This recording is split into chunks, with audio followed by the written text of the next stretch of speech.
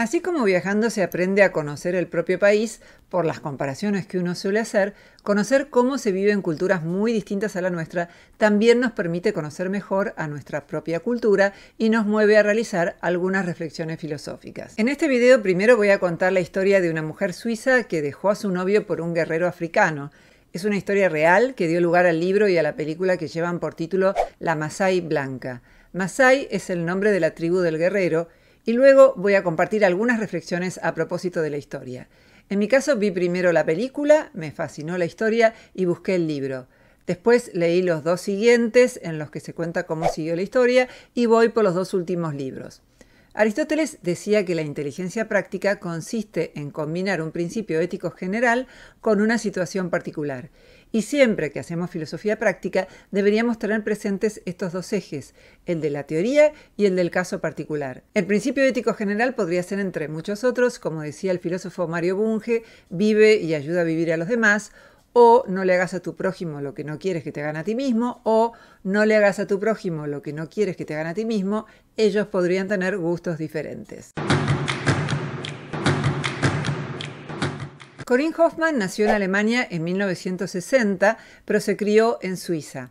Allí, a los 26 años, había logrado montar un negocio y ahorrar dinero. Fue cuando viajó con su novio a Kenia, África, y allí conoció a un guerrero Samburu que les hizo un favor a ambos. Los Samburu son una tribu emparentada con los Masái, con quienes comparten su lenguaje y su cultura.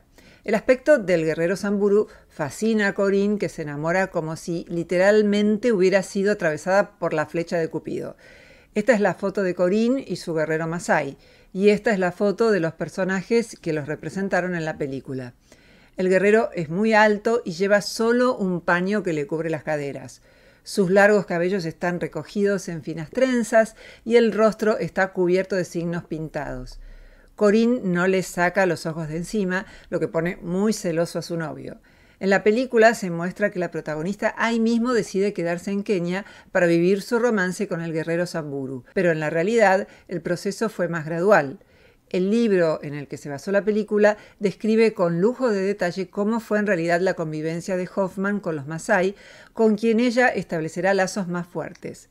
Más allá de su relación con Cletinga, el guerrero Masái, se denominan guerreros no porque necesariamente vayan a la guerra, sino porque se trata de adultos que, llegado el caso, pueden convertirse en guerreros. Y de hecho, muchos años después de la llegada de Corinne, se desata una guerra entre tribus. Corinne vuelve a Suiza, vende todo, desarma su casa y se vuelve a Kenia a vivir con Cletinga en su tribu, que está alejada de las ciudades y en la que escasean los alimentos, aun cuando Corinne tuviera dinero para comprarlos. Sencillamente no había dónde comprarlos. Corinne empieza a vivir en un lugar en donde es muy común contraer la malaria. La dieta de los Samburu consiste básicamente en cabras, que crían como ganado, en algo de maíz y arroz, té y poco más.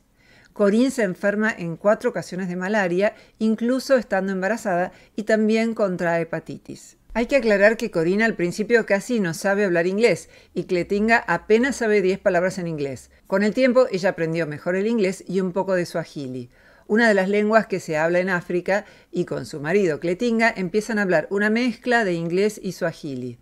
El enamoramiento quizás no haya prosperado a pesar de las barreras idiomáticas, sino gracias a ellas, porque a falta de un diálogo fluido, la atracción física y la idealización propia del enamoramiento se potencian. Algunos sostienen que esta es una de las razones por las que queremos tanto a las mascotas. No hablan, es imposible que podamos discrepar con ellas, por ejemplo, sobre cuestiones religiosas. Cuando vuelve de Suiza a Kenia, tras haber vendido todas sus pertenencias, Corinne tarda bastante en encontrar a Cletinga. Cuando finalmente lo encuentra, se produce el primer choque cultural. Ella le da un beso en la boca y él se aleja con desagrado. Los Masái no besan. Por extraño que nos parezca, el beso no es universal. Y si hablamos del beso húmedo, parecen haberlo inventado los franceses. Los chinos lo desconocían. Con el tiempo, Cletinga dará besos y el contacto físico entre ellos dos también va a cambiar. Corinne cuenta que la primera relación sexual fue una decepción para ella. La película muestra algo que el libro no dice, pero las dos versiones son compatibles.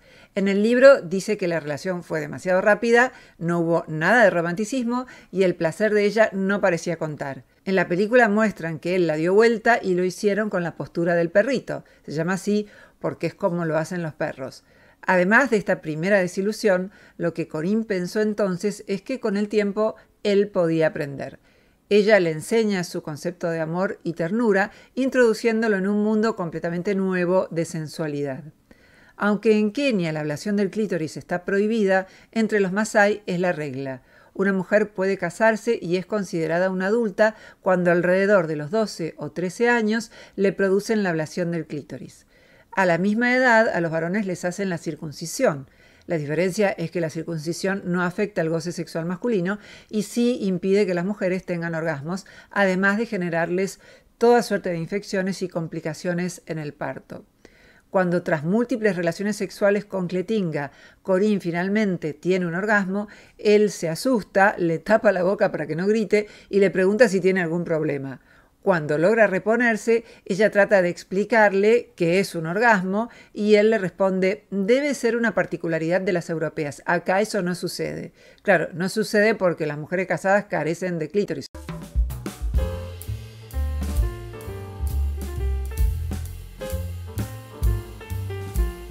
Entre los masái, los hombres pueden casarse con varias mujeres, pero las mujeres solo pueden casarse con un solo hombre. En general, las mujeres tienen 12 o 13 años cuando se casan y ellas no pueden decidir con quién casarse. Si enviudan, no pueden volver a casarse y si vuelven a tener hijos, se considera que el finado marido es el padre, aunque se haya muerto muchos años atrás. Corinne se adapta bastante a la vida de los masái. Se casa con Cletinga, ella vestida de blanco a la usanza occidental y él con los atuendos y rituales de su tribu. Hombres y mujeres no bailan juntos y están invitados todos los que se enteren de que hay una boda y quieran ir. Al menos en este caso la comida alcanzó para todos.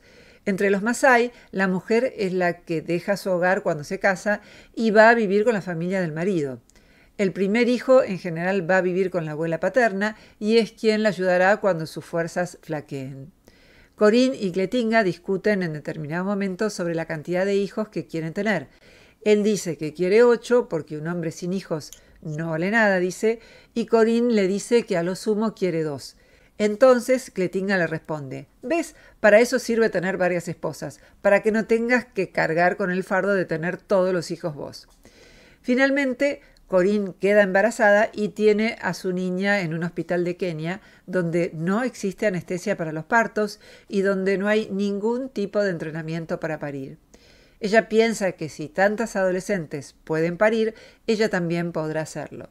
Finalmente tiene una niña que vivió entre los masái durante aproximadamente sus 2 primeros años de vida. Entre los masái, quienes construyen las chozas son las mujeres. Dentro de la choza cocinan, comen y duermen, entre otras cosas. Hombres y mujeres no comen juntos, los hombres son los que cazan, los que crían el ganado y son los primeros que comen. Al poco tiempo de haberse casado, Cletinga empieza a hacerle a Corinne escenas de celos.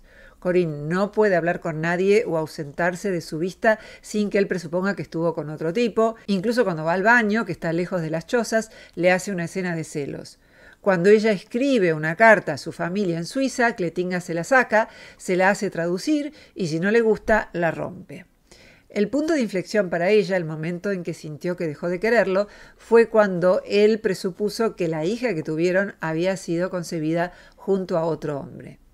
Para mejorar sus condiciones de vida, Corinne decide abrir una tienda de alimentos. El negocio es un éxito, pero él se siente humillado por el progreso de su esposa y la cela cuando ella habla con los clientes. Él empieza a vender a crédito a quien lo desee y cuando ella le dice que por eso no están ganando nada de dinero, él argumenta que no puede ser insolidario con su gente negándoles comida. Aunque no estaba contenta con su pareja, Corinne hizo un intento de recomponer la relación. Le dijo a Cletinga que si seguía viviendo entre los masái, probablemente tanto ella como la niña morirían de malaria, de malnutrición o de hepatitis, que fue otra enfermedad que tuvo. Entonces le propuso abrir un negocio en una ciudad turística y él finalmente aceptó.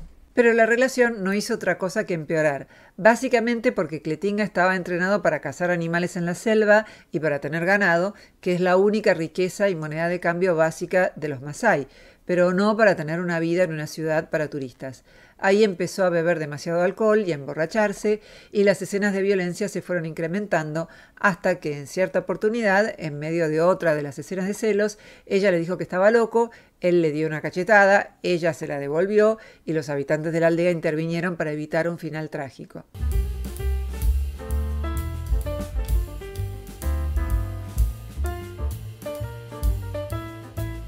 Corinne sacó 2 pasajes para volver a los 4 días junto a su hija a Suiza con la intención de no regresar, pero tuvo que ocultarlo ante Cletinga porque de otro modo no le hubiera firmado la autorización para salir de Kenia junto a la hija de ambos, cosa que finalmente logró. Desde Suiza comunicó que no volvería, pero que seguiría intentando ayudarlo a él y a su familia enviándoles dinero. En un comienzo Corinne vivió con su madre, consiguió trabajo de visitadora médica y luego de vendedora de regalos hechos con la marca de las empresas. Y durante ese tiempo mantuvo comunicación con el hermano de Cletinga, el único de la familia que sabía leer y escribir. Y aún no ganando mucho dinero, siguió enviándolo a la familia del padre de su hija. Al tiempo, una amiga le sugirió que escribiera sus memorias junto a la tribu Masái, algo que hizo tiempo después. Rechazaron el manuscrito sin leerlo la mayor parte de las grandes editoriales hasta que una más pequeña aceptó publicarlo. El libro estuvo muchísimo tiempo en la lista de los más vendidos, fue traducido a varias decenas de idiomas y al primer libro le siguieron otros 4. El primero se titula La Masái Blanca y es el libro que inspiró la película del año 2005 del mismo nombre. El segundo se llama De vuelta de África y cuenta cómo fue su vida una vez que volvió con su hija de África. El tercero es Vuelta a Barsaloi y ahí cuenta cómo encontró la tribu de los Masái cuando volvió 14 años después, todavía sin la hija, sin Napirai, porque temían que por la edad del adolescente le hicieran la ablación del clítoris y la casaran. La hija volvió 2 veces a Kenia, pero a partir de sus 20 años. El cuarto libro de Corinne es África, mi pasión, y relata el primer viaje que hizo con su hija de 20 años a Kenia y el reencuentro con el padre. Napirai no recordaba nada de África porque era muy chica cuando emigraron a Suiza. Y el último libro de Hoffmann es La chica de las jirafas y ahí cuenta cómo fue su niñez y cómo lo que vivió hasta su viaje a África la preparó para sobrellevar una vida tan distinta a la que llevaba en Europa. Hasta ahora leí los 3 primeros libros y vi la película y voy por el cuarto y el quinto libro de Hoffmann, que me parece muy buena escritora. Sin excederse en los detalles, describe cada escena de una forma tan precisa que uno siente que está viviendo junto a ella estas increíbles aventuras. La familia del padre de la hija de Corinne Hoffmann recibió dinero por parte de la editorial, puesto que Hoffmann y mucho más la editorial ganaron fortunas con el libro, y también recibió dinero cuando filmaron la película. Sin embargo, los Masái siguen viviendo en el mismo lugar de siempre.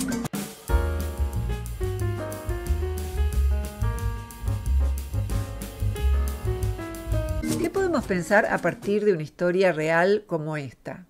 Yo les confieso que no dejo de asombrarme de que haya todavía en el mundo tantas comunidades originarias que vivan en condiciones tan precarias y África es el continente con más pobreza del mundo, mientras que Latinoamérica es el continente más desigual. Más sorprendente aún parece que las personas que son criadas en comunidades originarias como esta no quieren abandonar su forma de vida y sus costumbres.